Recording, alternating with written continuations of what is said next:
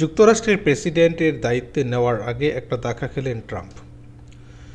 যুক্তরাষ্ট্রের নবনির্বাচিত president Donald Trump সমর্থিত একটি রাষ্ট্রীয় অর্থ বিল সরকারি ব্যয় প্যাকেজ মার্কিন কংগ্রেসের নিম্নকক্ষ প্রতিনিধি পরিষদে পাশ হতে ব্যর্থ হয়েছে।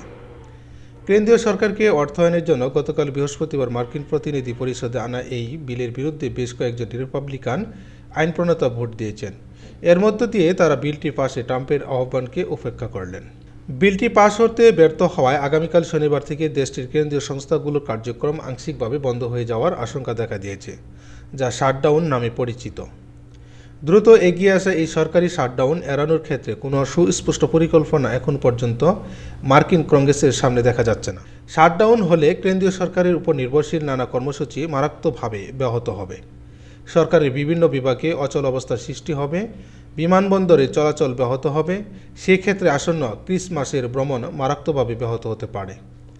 রাষ্ট্রীয় অর্থ বিলটির উপর ভোট ট্রাম্পের রিপাবলিকান পার্টির মধ্যে সুস্পষ্টভাবে একটি ফাটল তৈরি করেছে।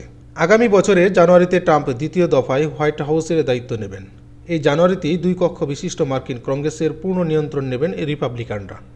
তা সত্ত্বেও রিপাবলিকান পার্টির মধ্যকার ফাটল আগামী বছর আবার দেখা দিতে পারে।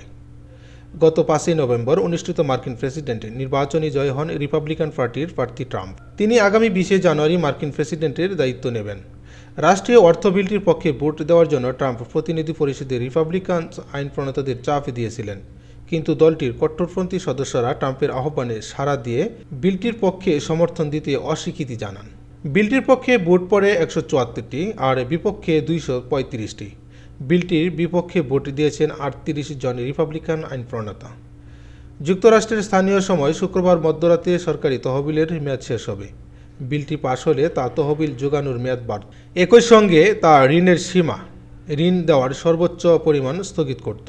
বিলটি পাশ হতে ব্যর্থ হওয়ার পরিপ্রেক্ষিতে এখন পরবর্তী পদক্ষেপ কী হবে সেই বিষয়ে প্রতিনিধি পরিষদের রিপাবলিকান স্পিকার মাইক জনসনের কাছে জানতে চেয়েছিলেন সাংবাদিকরা, কিন্তু তিনি বিস্তারিত কিছু বলেননি।